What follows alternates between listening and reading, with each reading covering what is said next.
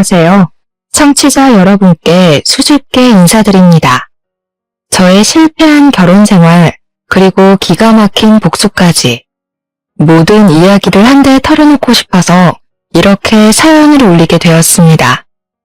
세상에 별별 인간 참 많다지만 이렇게 뻔뻔하고 아나무인한 사람들은 처음 본 것 같아요. 어떻게 이야기를 시작해야 할지 막막하고 또 사건이 너무 많아서 뒤죽박죽일지 모르겠지만 털어놔 보도록 하겠습니다. 제 이야기를 듣고 세상에 이런 정신 나간 인간들도 존재하는구나 하고 알아주셨으면 좋겠습니다. 우리 엄마는 정말 걸걸하신 분이었습니다. 반평생을 시장통에서 생선 손질해서 팔면서 저랑 우리 오빠를 먹여 살리다 못해 대학까지 턱하니 보내주셨거든요. 생선 팔아서 어찌 그런 돈을 만졌나 싶을 정도로 장사 수완이 참 좋으신 분이었습니다. 불의를 참지 못하고 시비를 거는 진상 손님에게 굵은 소금을 뿌려가며 지켜낸 시장통 한 구석이었죠. 그러던 엄마는 저희가 모두 고등학교를 졸업하자마자 생선 대가리 썰어 파는 일이 지겹다면서 식당을 하나 차리셨어요. 생선이 지겹다고 하시더니 생선 조림을 파는 가게를 내셨습니다. 우리 엄마의 요리 솜씨가 타인도 인정할 만큼 끝내주셨었거든요. 비법 양념을 대대손손 물려받은 전라도 토박이셔서 그런지 생선 조림 가게는 정말 장사가 잘 됐습니다. 엄마의 양념도 한몫했지만 특이하게 무랑 고구마를 넣어서 조리셨는데 달짝지근하면서도 뒤에 확 올라오는 감칠맛이 끝내주셨죠. 제가 대학에 입학을 하자마자 생선 가게를 오픈하셔서 가게로 친구들을 몇 번 데려갔었어요. 내 친구들이 먹어보고는 진짜 우리만 알면 안 되는 맛이라면서 인터넷 카페 같은 데에 맛집이라고 올려주기도 했고요. 그때만 해도 파워 블로거라는 게 유행할 때라 저랑 친한 대학 동기가 파워 블로거였거든요. 자기 맛집 포스팅에 제대로 올려주고 나서부터는 호응을 이뤘죠. 그 친구한테는 제가 사례를 정말 톡톡히 했습니다. 손님들이 몰려오는데 맛까지 좋으니까 나중에는 줄을 서야 할 정도로 장사가 잘 됐습니다. 우리 엄마가 시장통에서 생선 가게 할 때 정말 욕 많이 본 사람이었거든요. 생선 사러 온 사람들이 여자 팔자가 얼마나 걸걸하면 생선 대가리나 치고 앉아있냐고 그런 소리를 하는 할머니들이 진짜 많았어요. 우리 엄마가 절대로 그런 걸 곱게 보내줄 사람이 아니라서 동네 할머니들이랑 머리채 잡고 싸운 적도 있었죠. 그럴 때마다 남편 잡아먹고 생선 대가리나 치고 있는 거라며 손가락질하는 사람들도 있었고요. 그런 고생을 하면서도 우리를 절대 남의 집에 보내지 않고 떵떵거리면서 살 수 있게 뒷바라지 해주신 분이죠. 밤마다 고생하신 우리 엄마 소주 한 잔씩 하고 자는 걸 오빠랑 저는 알면서도 모른 척 할 수밖에 없었습니다. 우리 엄마가 세상에서 제일 싫어하는 게 가족들 욕보이는 거였거든요. 아빠 돌아가시고 엄마가 생선 팔면서 우리 남매 남부럽지 않게 키우려고 얼마나 노력을 하셨었는지. 정말 우리 엄마는 상 받아야 하는 사람입니다. 아무튼 대학을 졸업할 쯤에는 우리 엄마의 가게가 진짜 제대로 자리를 잡게 되어서 집도 더 큰 집으로 이사를 갈 수 있었어요. 방이 2칸뿐이라 엄마와 계속 함께 자야 했는데 드디어 제 방이 생겼기에 얼마나 기뻤는지 모릅니다. 거기다가 가게도 더 큰 자리로 이사를 가게 되었고요. 혼자서 운영하던 테이블 4개 달랑 있던 가게가 2호점을 낼 정도로 대박을 쳤습니다. 4년 만에 여자 혼자 읽어낸 거라 정말 대단하다고 생각했습니다. 우리 엄마지만 존경스러웠어요. 물론 그렇게 성장하기까지 절대로 쉬웠던 건 아닙니다. 사기꾼들도 엄청나게 들러붙었었고요. 우리 가게에서 일했던 아줌마가 똑같이 베껴가서는 가게를 옆에다 차려놔서 싸움이 나기도 했죠. 물론 우리 집이 원조집이라 그 집 손님들이 죄다 떨어져 나가고 망하긴 했지만요. 투자를 해줄 테니 레시피를 공유하자는 프랜차이즈 집도 있었고 엄마한테 투자해라 하면서 쫓아다니는 투자 사기꾼도 있었습니다.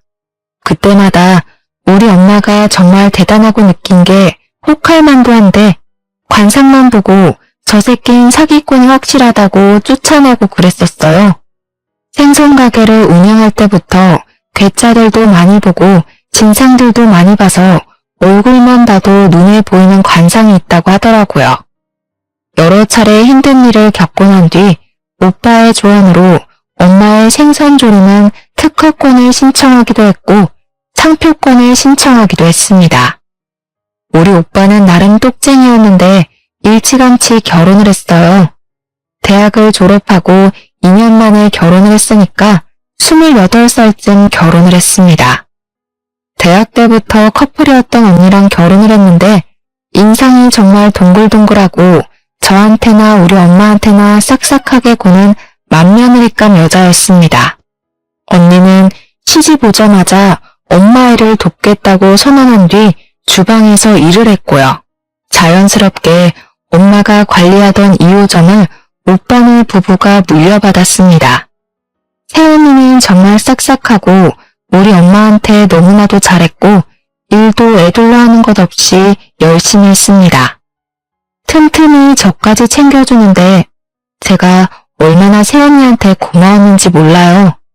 엄마는 저한테 나중에 결혼해서 할 일 없으면 사무점을 내주겠다고 했는데 오빠가 결혼할 때 저는 취직이 확정되었습니다.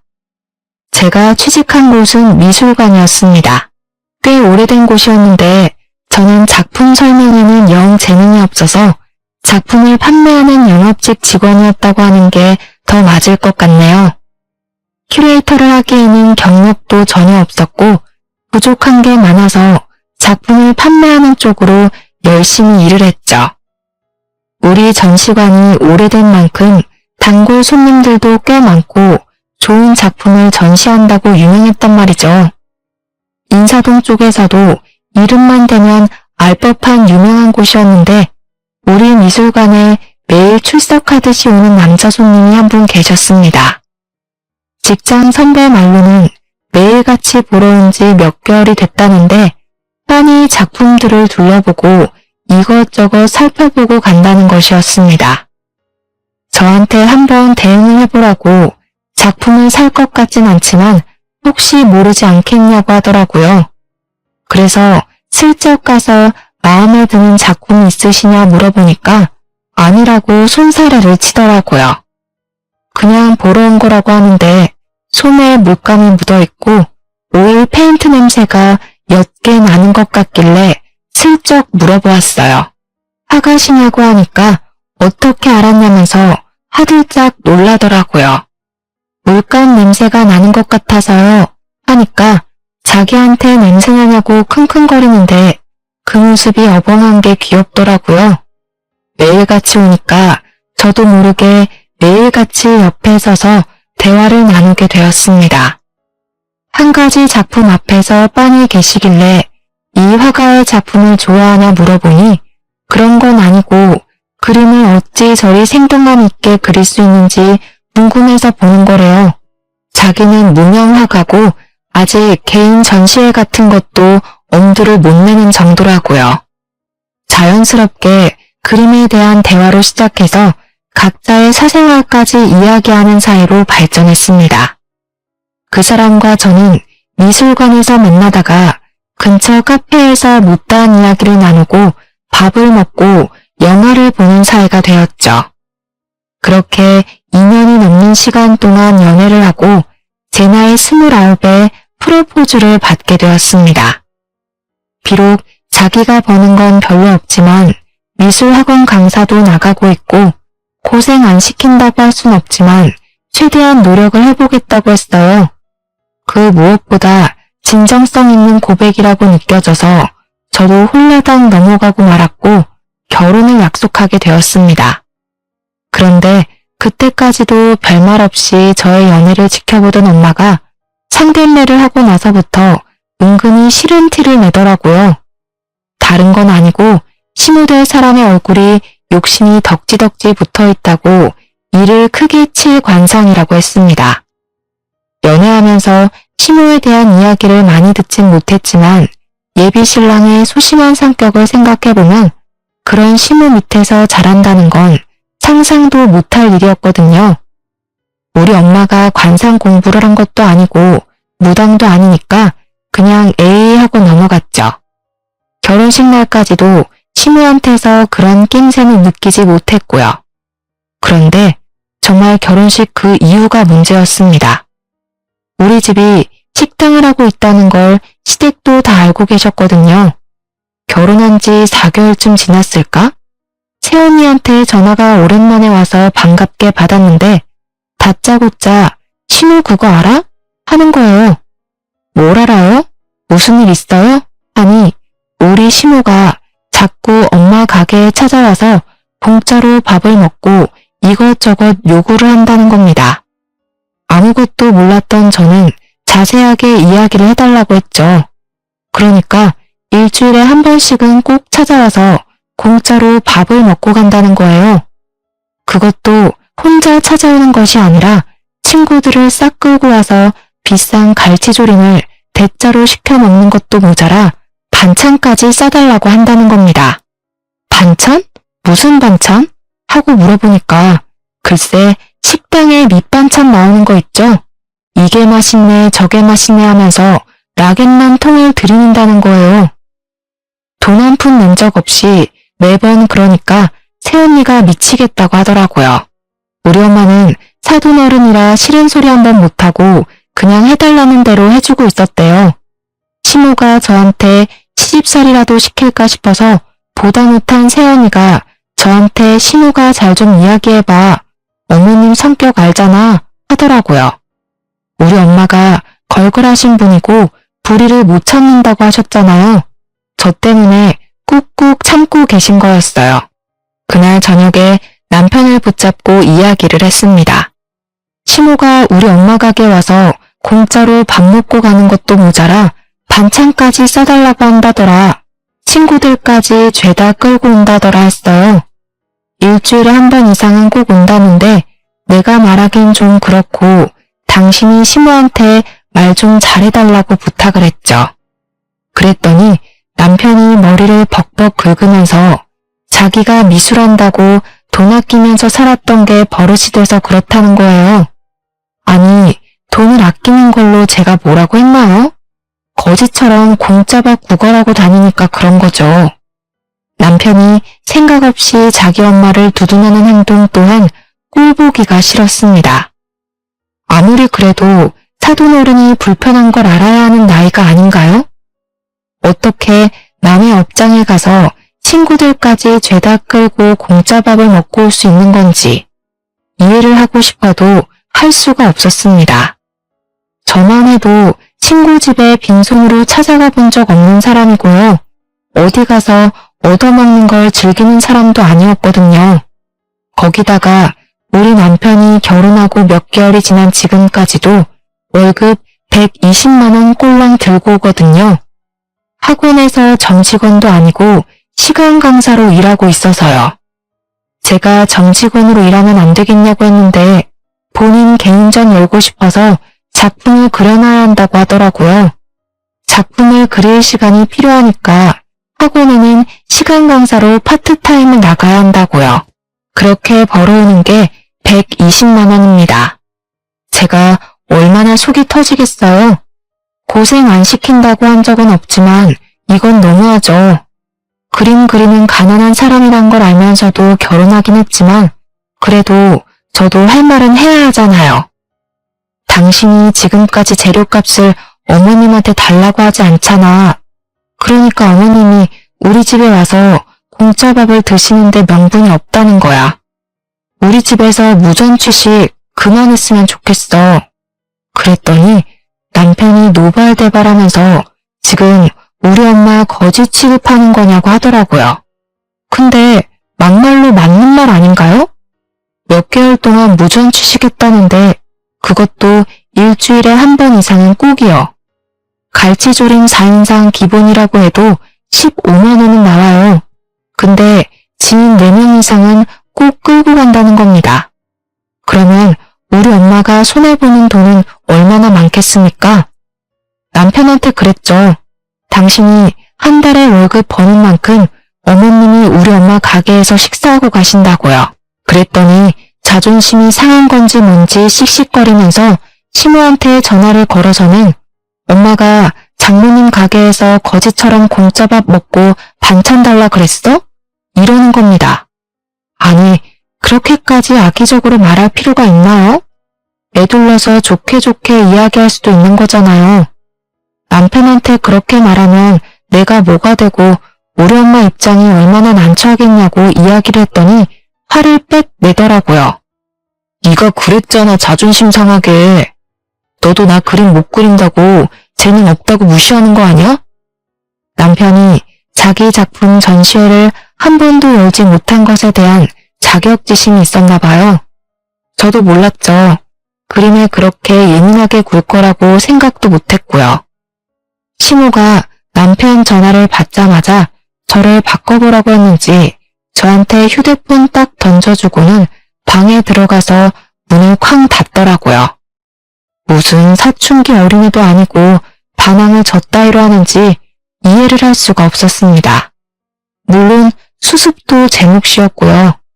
저도 이참에 할 말은 해야겠다 싶어서 솔직하게 시모한테 이야기를 했습니다. 우리 엄마도 땅 파서 장사하는 게 아니니까 앞으로 방문하실 때는 제값 내고 드셨으면 좋겠어요. 반찬도 싸달라고 하시면 가게 손님한테 드릴 밑반찬이 없잖아요. 내가 우리 아들을 어떻게 키웠는데 이런 취급을 받아야 하는 거니? 네가 얼마나 우리 아들을 무시했으면 우리 아들이 저런 소리를 해. 제가 한 말 중에 아들을 무시하는 말이 있었다고 생각하세요? 저는 아무리 생각해도 없더라고요. 그래서 저는 무시한 적 없는데요 하고 말을 했는데 오히려 제 말을 시모가 무시하더라고요. 제 말은 듣지도 않고 자기가 못난 엄마라 서럽다, 며느리한테 이런 소리 들을 줄 꿈에도 몰랐다 하는데 이해가 안 갔어요. 무전 취식하길래 하지 말라고 한 게 왜 서러운 일인 거죠? 어머님, 우리 아들 아주 말끝마다 그러시는데 그 귀한 아들이 한 달에 120만 원 버는 거 아시죠? 근데 어머님은 저희 엄마 가게에서 한 달에 100만 원어치 이상을 드세요. 너무 놀부심부 아닌가? 저희 엄마가 자선업체도 아니고 봉사단체도 아니잖아요. 그러니까 시모가 내가 지금 거지라는 거냐면서 우리 아들이 한 달에 120만 원 번다고 무시하냐는 겁니다. 능력 없다고 무시하냐, 네가 더 잘 번다고 남자를 깔보면 되냐 안 되냐 하는데 귀가 따가웠습니다. 능력 없는 남편 데리고 살아주는데 저한테 고마워하세요. 120만 원 버는 아들 키워놓고 저한테 이런 취급을 받아야겠냐고 하셨죠? 그럼 120만 원 버는 만큼 딱 그만큼만 저도 시댁에 베풀게요. 남들은 300만 원 넘게 벌어와도 있는 척 요새 안 떠는데 고작 120만 원 버는 아들 데리고 지금 유세 떠시는 거예요? 끝으로 양심도 없으시지까지 덧붙이니 시모가 전화를 뚝 끊어버리시더라고요. 제가 생각해도 너무 세게 말했나 싶긴 했는데 언제까지 우리 엄마가 손해보고 살 수는 없으니까요. 그 뒤로 시모한테 연락이 며칠간 없었고 저는 새언니한테 문자를 남겼습니다. 제가 시모한테 말 잘해놨으니까 더 이상 무전 취식할 일 없을 거라고 했죠. 무슨 일 생기면 꼭 연락해달라고 신신당부를 했는데 새언니가 그 문자 받고 엄마한테 이야기를 했나 보더라고요. 우리 엄마는 혹여라도 제가 시집살이를 당할까봐 걱정이 되어서 그래도 일주일 내내 오는 거 아닌 게 어디냐고 가끔 해서 드시고 가라고 하는데 저는 싫었어요. 저한테 이제 뭐 돈 1, 20만 원에 궁상 떠는 사람도 아니고 딸내 시댁 어르신인데 그 정도 대접을 할 수 있다고 하시는데 됐다고 했습니다. 시모도 저한테 삐졌는지 뭔지 한 2주 뒤쯤부터 다시 연락을 해서는 평소에 안 하던 잔소리를 막 하더라고요. 애는 언제 가질 거냐 하면서 딱 인터넷에서 보던 전형적인 시모의 잔소리 있죠? 도대체 시모들은 왜 다 그런 건지. 뭐만 하면 애는 언제 낳냐, 아이는 안 생겼냐 하는데 제가 무슨 애 낳는 기계도 아니고. 더군다나 남편이 120만 원 벌어오는 상황에서 무슨 애를 낳겠어요? 제가 임신해서 육아휴직이라도 쓰거나 일을 그만두면 우리 집 생계는 누가 책임져 준답니까? 시모가 생활비 줄 것도 아니고 대책이 없어도 너무 없는 소리만 하니까 나중에는 예 하고 말게 되더라고요. 아무튼 3개월을 꼬박 손주 타령을 하길래 저도 발끈해서 남편이 정직원이 되거나 그림이 좀 팔리거나 해서 돈을 벌어와야 되지 않겠냐고 했어요. 제가 일을 그만둬야 임신 계획도 가지고 하지 않겠냐고 상식적으로 내가 임신하고 애 키우고 어떻게 일을 하겠냐고 대답했죠. 그러니까 시모가 말꼬리를 잡으면서 나보고 지금 상식이 없다고 그러는 거야? 이러잖아요. 그렇게 말꼬리를 잡는 것도 진짜 재주라면 재주겠네요. 너무 피곤했습니다. 시모까지 저한테 저러니까 남편은 저한테 또 무슨 자격지심을 부릴까 하는 생각부터 들었어요. 어머님, 그러면 이 집에서 유일하게 돈 버는 제가 애 키운다고 일을 그만두면 누가 우리 부부를 먹여 살리죠? 아, 어머님 돈 많으세요? 그래서 저희한테 돈 쥐어주고 싶으셔서 애부터 낳으라고 독촉하시는구나? 저는요 그럼 어머님만 믿고 당장 사직서 내고 올게요. 어머님께서 저한테 월급 주시면 되겠다. 저는 한 달에 400만 원 좀 안 되게 벌거든요. 넉넉하게 매달 400만 원씩 보내주시면 아이 키울 때 부족함 없을 것 같은데 괜찮으시겠어요? 뭐라고? 나한테 지금 네 월급을 달라고? 이게 말이야 방구야. 너는 상식적으로 그게 말이나 되는 소리니? 너네 애 키우면서 나한테 왜 돈을 달래? 이게 미쳤나? 왜요? 저는 아이 키울 여건이 안 돼서 안 낳겠다고 한 건데 굳이 어머님께서 낳으라고 하시는 거 보니까 자신이 있어서 낳으라고 닥달하신 줄 알았어요. 그게 아니라면 저한테 왜 자꾸 아이 낳으라고 강요하세요? 그리고 말 한 번 잘하셨네요. 어머님 말대로 저희 아이거든요? 어머님 애가 아니라요. 저희 부부 밑에서 태어날 아이를 저희가 계획해야지. 왜 어머님께서 일일이 참견이세요? 그렇게 답답하시면 매달 400만 원씩 보내주고 잔소리하세요. 시모가 이렇게 할 말 다 하는 며느리는 너밖에 없을 거라고 씩씩거리시더니 할 잔소리가 없으신지 끊어버리셨습니다. 그렇게 한동안 아이 이야기는 쏙 들어가고 잠잠해졌어요. 그런데 어느 날 갑자기 남편이 저한테 우리도 아이를 좀 가져보는 게 어떻겠냐고 은근히 몸을 붙여오더라고요. 그런 꼬락서니도 보기 싫고 결혼한 지 1년 만에 정이 다 털린 상태라 솔직하게 남편에게 이야기를 했습니다. 지금 우리 벌이에 애 못 키운다고요. 내가 일을 그만두면 당신이 그만큼 돈 벌어올 수 있겠냐고 이야기를 했죠. 그랬더니 남편이 집안에서 담배를 뻑뻑 피우더라고요. 담배를 피우지 않는 저에게는 너무 가혹한 행위였습니다. 저는 남편에게 아이를 가지고 싶으면 담배부터 끊으라고 이야기를 했더니 유일한 취미생활인데 너무한 거 아니네요. 저는 남편한테 가감없이 이야기를 했어요. 너 그림 그리는 것도 내가 봤을 때는 취미나 다름없다고. 내가 미술관에서 지금 몇 년을 일했는데 그림에 힘이 있는지 없는지도 구별 못하겠냐고 했습니다. 우리 남편이 성격만큼 터치가 섬세한 화가이긴 하지만 남들 따라 그리는 건 잘해도 자기만의 색이 전혀 없는 사람이거든요. 남편이 한동안 작업실에서 나오지 않을 정도로 많은 충격을 받은 듯 했습니다. 하지만 저는 이걸 기회 삼아서 남편이 정신을 차리고 미술학원에 정직원으로 취직이나 했으면 좋겠다고 생각했어요. 그렇게 시간이 흐르고 흘러 남편의 자격지심과 시모의 잔소리를 버티며 2년이라는 시간을 보냈습니다. 남편은 그 와중에도 신인 작가전 같은 데에 공모를 넣었다가 몇 번의 실패를 겪었고 사람은 점점 피폐해지기 시작했어요. 우리 엄마는 남편을 마주칠 때마다 우리 사위 얼굴이 많이 상했다고 큰일이라고 걱정을 했어요. 얼굴이 저래서 어디 힘이나 쓰겠냐고 걱정을 하는데 저는 그저 속이 답답할 뿐이었습니다. 오죽하면 오빠가 따로 연락이 와서는 혹시 가정에 불화가 있거나 걱정이 있으면 새언니한테라도 다 털어놓으라고 하더라고요. 그러던 어느 날부턴가 남편이 다시 생기를 찾기 시작했고 저한테 꽃다발을 사준다거나 옷을 사주거나 하는 일이 잦아졌어요. 밝은 얼굴로 저한테 이제 우리 진짜로 아이도 곧 갖자 하는데 근래에 사람이 바뀌니까 저도 궁금하더라고요.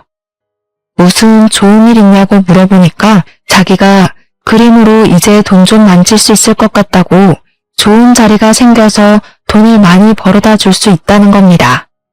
단지 비밀 계약이라서 가족들한테 말을 할 수 없지만 믿고 기다려준 만큼 꼭 보답을 하겠다고 했어요. 그 말을 한 이후로 남편은 작업실에서 거의 살다시피 하면서 그림을 그려낸다고 했습니다. 집에서 빈둥빈둥 하면서 파트타임 아르바이트만 하던 남편의 얼굴에 생기가 도는 건 좋았지만 무슨 작업실인지 궁금했죠.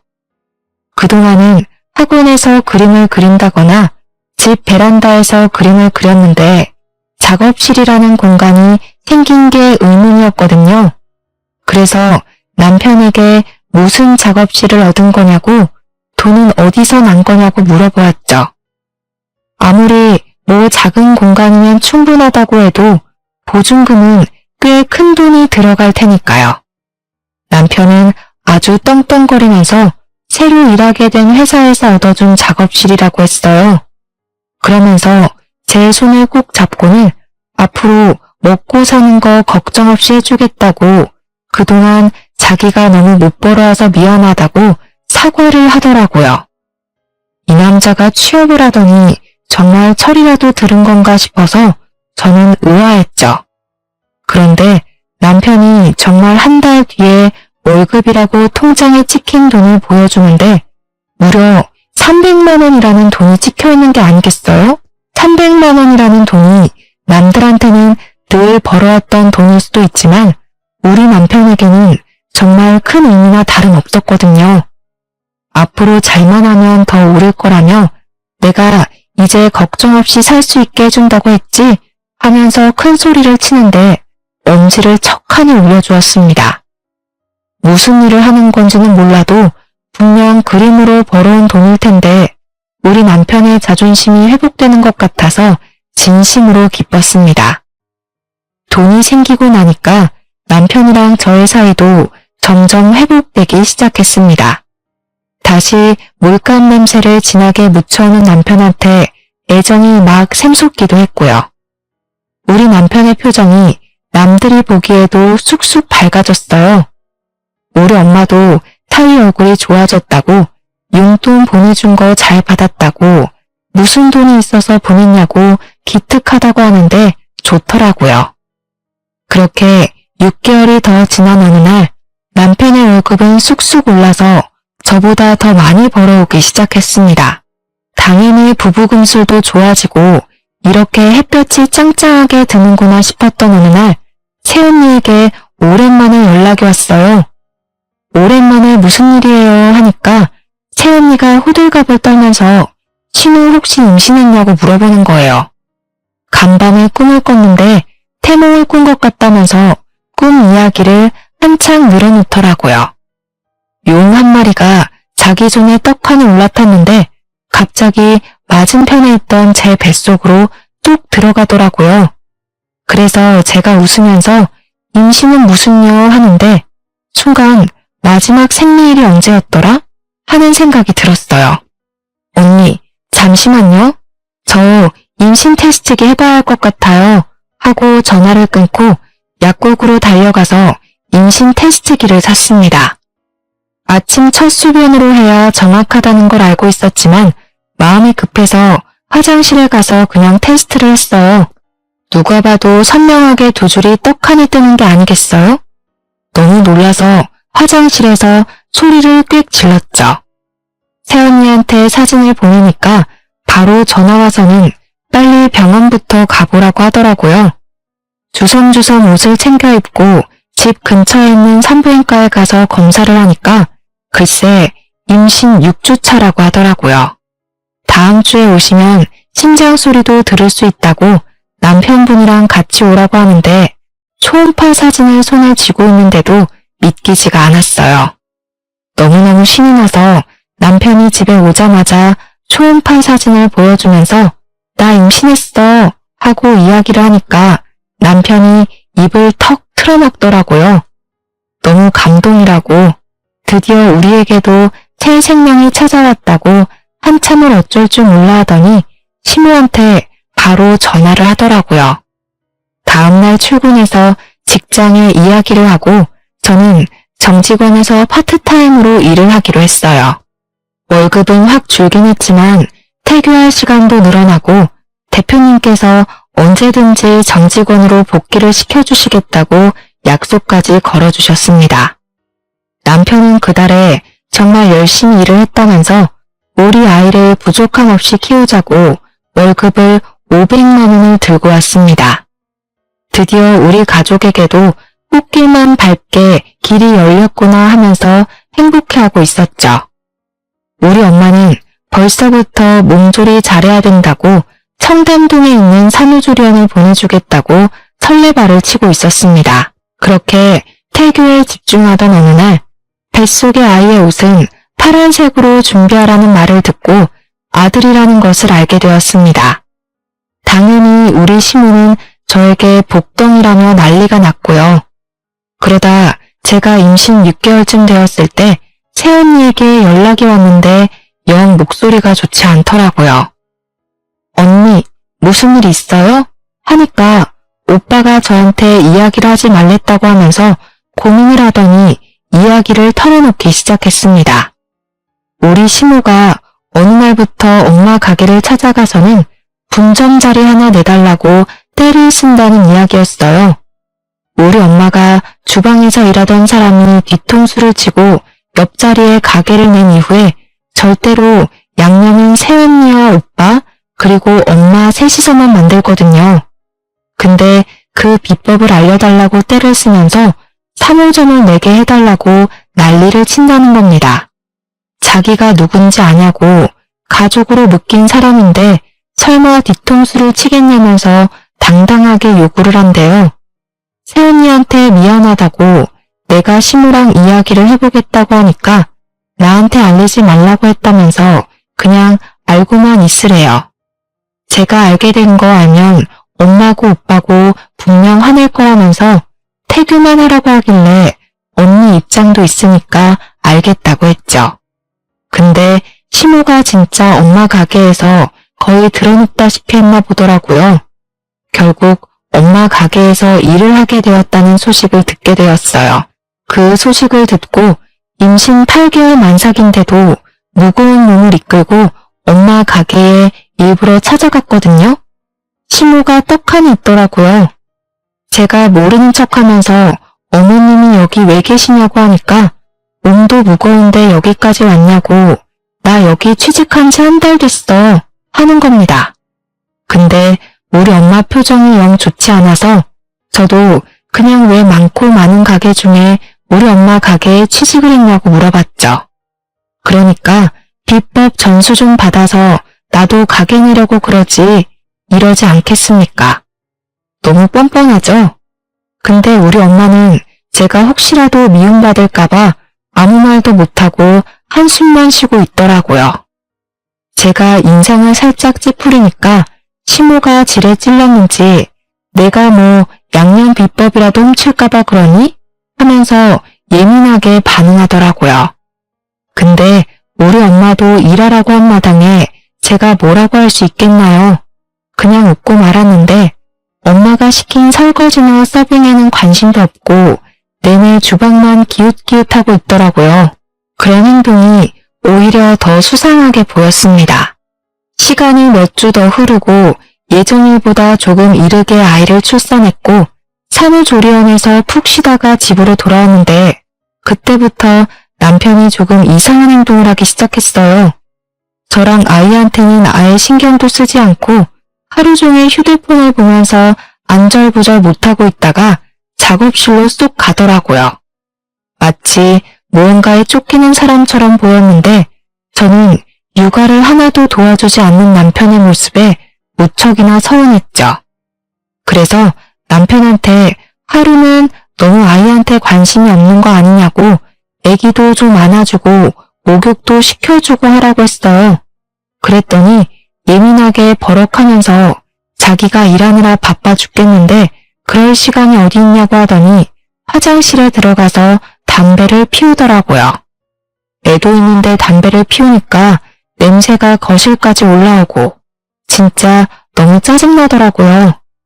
날이 갈수록 안색은 나빠지고 무슨 일 있냐고 물어봐도 신경 쓰지 말라고 예민하게 반응하고 남편 일인데 어떻게 신경을 쓰지 않을 수가 있겠어요? 시모한테 물어봐도 아무 말 못 들었다고 하고 저한테 알아서 하겠지 자기가 애도 아닌데 하고 말더라고요. 뭔가 찜찜했지만 말을 해주지 않으니까 꼭 참았습니다. 언젠가는 털어놓겠지 싶었고 저도 육아하느라 많이 지쳤거든요. 그러다가 사건이 터지고서야 모든 걸 알게 되었습니다. 어느 날 집에 경찰이 들이닥친 거예요. 저는 아이랑 자고 있었고 남편은 작업실에서 밤을 새우고 아침에 들어와서 작은 방에서 자고 있었거든요. 초인종 소리가 끊임없이 들리길래 누군가 하고 문을 열었더니 경찰입니다 하면서 무슨 종이랑 신분증을 막 보여주더라고요. 자다 깨서 정신이 없는 상태로 경찰이 여기 왜 왔냐고 물어보니까 영장 보이시죠? 압수수색하러 왔습니다. 하는 겁니다. 저는 너무 놀라서 이 작은 집에 압수수색할 것이 뭐가 있냐고 하니까 그림을 찾는데요 글쎄. 알고 보니 모작을 만들어서 사기를 치던 일당을 검거하는 중인데 그 일당이 여기에 산다는 게 아니겠어요? 우리 남편 이름 석자를 딱 부르면서 어디 있냐고 찾는데 저는 너무 놀라서 우리 남편이 뭐가 어째요? 하고 있었죠. 경찰이 들이닥쳐서 방을 막 뒤지는데 애는 깨서 울지 작은 방에서 자고 있던 남편한테 수갑을 채우고 있지 아수라장이었습니다. 무슨 일이냐고 설명 좀 해달라고 하니까 저한테 경찰서로 오라고 하더라고요. 애를 업고 경찰차를 뒤따라서 택시를 타고 갔죠. 경찰이 하는 말이 우리 남편이 그동안 미술작품 위작을 만들어서 팔았다는 겁니다.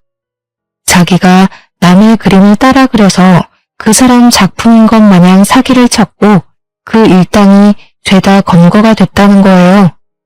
우리 남편이 벌어온 돈이 그동안 다 사기를 치고 일당을 받아왔던 거였죠. 저는 몰랐고요. 안 그래도 참고인 조사가 필요했다면서 저한테 정말 몰랐냐고 물어보는데 저는 너무 충격적이라 멍해졌어요. 이미 한 번 걸려서 벌금을 낸 전과도 있는데 몰랐냐고 이번이 두 번째라서 무조건 입건될 거라는 겁니다. 내 남편이 범죄자라니 이 사실을 누가 믿겠어요? 이게 꿈인가 싶기도 했습니다. 놀래서 시모한테 전화를 했는데 아침 대바람부터 전화했다고 성질을 내시더라고요. 경찰서라고 남편이 지금 입건됐다고 빨리 오시라고 했더니 시모가 그거 벌금 다 냈다고 하던데 하는 게 아니겠어요? 시모는 알고 있었던 거죠. 그래서 두 번째 걸린 거래요 했더니 친정에다가 돈 빌려서 보석금 내고 풀면 돼 하는 겁니다. 사기친 금액만큼 돌려주면 되는 거 아니냐고. 그래서 경찰에 물어보니까 이번에는 벌금으로 안 끝날 거라고 무조건 구속 수감될 거라는 거예요. 벌금이 얼마예요? 하니까 지난번에 2천만 원 냈으니까 이번에는 더 많이 나오겠죠? 하더라고요. 아니, 그동안 벌었던 돈은 다 저한테 줬는데 2천만 원이 어디서 나서 벌금을 냈나 싶더라고요. 남편한테 물어보니까 글쎄 우리 엄마한테 돈을 빌렸다는 겁니다. 그 와중에 새언니한테 연락이 오더니 큰일 났다고 3호점을 낸 적이 없는데 떡하니 3호점 간판을 달고 장사하는 집이 생겼다는 겁니다. 순간 불길한 느낌이 팍 들었는데 새언니가 그러더라고요. 신임의 시어머니가 차렸나 봐 하고요. 우리 엄마네 가게에서 일하고 있었잖아요. 하니까 3개월도 채 안 돼서 그만두고 나갔대요. 자꾸 엄마네 가게에 오는 손님들이 3호점은 이 맛이 아니던데 체인점 관리 좀 하라고 잔소리를 해서 알아보니까 3호점 간판 달고 운영하는 곳이 있더래요. 찾아가 보니 우리 시모가 떡하니 손님 맞이하고 있더라면서. 양념 소스 비법은 훔치진 못했지만 대충 비슷하게 만들어서 팔고 있었던 거죠. 그제야 인터넷에 검색을 해보니까 블로그 같은 데에 3호점이 오픈을 했던데 맛이 아예 다르다고 여러 개 글이 올라와 있더래요. 댓글에도 3호점은 따라 만든 가짜 같죠? 하는 글들이 올라와 있었고요. 그래놓고 뻔뻔하게 제 전화를 받아서 벌금 내면 된다고 이야기를 하고 있었다는 거잖아요. 다시 시모한테 전화를 걸어서 다짜고짜 혹시 3호점 간판 달고 장사하시냐고 따져 물었어요. 그러니까 자기가 견눈질로 배운 솜씨로 차렸다면서 당당하게 이야기를 하는 겁니다. 우리 가게에 상표권이 다 등록되어 있는데 말도 없이 3호점을 오픈하는 게 맞냐고 이거 소송감이라고 이야기를 하니까 도리어 저한테 화를 내더라고요. 가족끼리 무슨 소송이라는 말을 하냐고. 우리 아들 미술 시키느라 돈이 얼마나 나갔는데 이런 거 하나 못 나누냐고 하더라고요. 재료값이라도 뽕 뽑으려면 장사를 해서 돈이라도 벌어야지 비법을 다른 가게에 팔지 않은 걸 감사하게 여기래요. 자기한테 비법 팔으라고 연락 온 사람이 한둘이 아니라면서 저한테 제대로 된 비법을 알려주면 3호점 잘 운영해 보겠다는 겁니다. 글쎄. 제가 너무 어이가 없어서 경찰서에서 더 이상 할 수 있는 게 없어서 엄마 가게로 찾아갔어요. 엄마가 당황해하면서 무슨 일로 왔냐고 하는데 그 눈빛만 봐도 무슨 말이 하고 싶은 건지 알겠더라고요. 우리 시모가 정신 나간 짓 한 거 알고 찾아온 거예요. 꾹꾹 참지 말고 상표권 소송해요 우리. 엄마가 놀래서 무슨 소송이냐고 그럴 필요 없다고 하는데 가족이라도 해야 할 짓이 있고 하면 안 되는 짓이 있는 거라고 했죠. 안 그래도 손님들이 맛 다르다고 난리친다면서 엄마 가게 매출도 떨어지는 거 아니냐고 화를 냈습니다. 묵묵부답으로 일관하시길래 지금 경찰서 갔다 오는 길이라고 남편이 사기쳤다는 사실을 알려드렸어요. 그러면서 엄마한테 돈 빌려갔다면서 남편이 처음 걸렸을 때 벌금을 엄마 돈으로 냈다고 하던데 하고 말을 했죠. 그거 갚을 수 있을지 없을지도 모르는 마당에 그 큰 돈을 왜 빌려줬냐고 핀잔 섞인 투정을 부리고 있었는데 엄마가 그러시는 거예요. 사위가 끌려가게 생겼다는데 돈 8천만 원이 뭐가 문제냐고 더 큰 돈이 필요하대? 하시는 겁니다. 8천만 원? 벌금 분명 2천만 원이라고 했는데 웬 8천만 원? 분명 경찰이 처음 벌금 2천만 원 나왔으니까 두 번째는 더 나올 거라고 했는데. 엄마, 무슨 소리라는 거야. 벌금 2천만 원이고 그 이후에 또 사기를 쳐서 경찰서에 또 갔다고. 이번에는 입건될 거라는데? 그러니까 엄마가 통장을 들고 나오더니 남편한테 8천만 원을 송금한 내역을 떡하니 보여주는 거예요. 머리가 핑핑 돌면서 이게 다 무슨 상황인가 싶었습니다. 바로 엄마랑 같이 시모가 운영한다는 3호점에 찾아갔어요. 시모가 드디어 양념의 비법을 알려주러 온 거냐고 묻는데 열이 받아서 셀프 코너에 있는 깍두기 통을 들어 엎어버렸습니다. 시모가 놀라서 미친 거냐고 이게 무슨 짓이냐고 소리를 쳤죠. 벌금 2천만 원 빌린 게 아니라 8천만 원을 빌렸다고? 6천은 어디 갔어요? 아이고, 그걸 또 곳에 가서 일렀어? 지네 엄마가 생선 대가리 잘라 팔았다더니 딸도 기가 센 건가? 우리 아들이랑 붙어 먹어서 우리 아들 망한 거 아니냐? 팔짝 꼬인 거 아니야? 그 소리에 우리 엄마가 열이 받아서 시모한테 소리를 쳤죠. 손질해준 생선을 냅다 던지면서 내 돈 어디다 썼냐고 말이에요. 그 돈으로 이 가게 보증금 냈지. 엄마가 부들부들 떨면서 상표권 소송 걸 거라고 단단히 준비하라고 소리치고 나왔습니다. 상표 등록 다 해놨던 가게였기에 명백한 상표권 침해였거든요. 남편은 결국 유치장으로 가게 되었고 우리 가족들은 저에게 이혼을 하라고 했습니다. 저도 그게 맞다 싶어서 이혼 소송을 바로 접수했고 변호사의 도움으로 상표권 침해 소송도 접수했죠. 소송에 걸린 시모가 우리 아들 살려달라고 자기도 소송 걸리면 뭐 먹고 사냐고 애걸복걸 하더라고요. 아들이 죽든 말든 저랑 뭔 상관이에요?